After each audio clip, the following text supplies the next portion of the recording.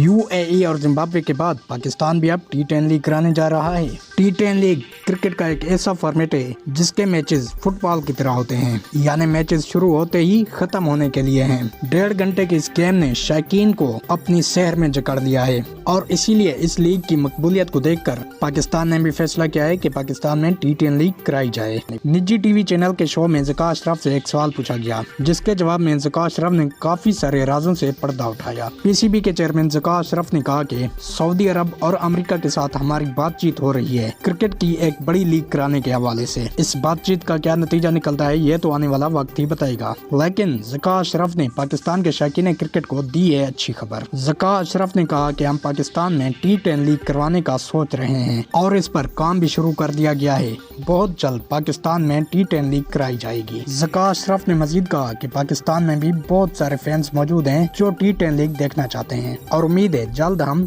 T10 league करवाने में कामयाब हो जाएंगे। तो जनाब ये था कि ना पीसीबी के चेयरमैन ज़का अशरफ का। क्या आप भी टी10 लीग पाकिस्तान में देखना चाहते हैं? कमेंट में जरूर बताइएगा।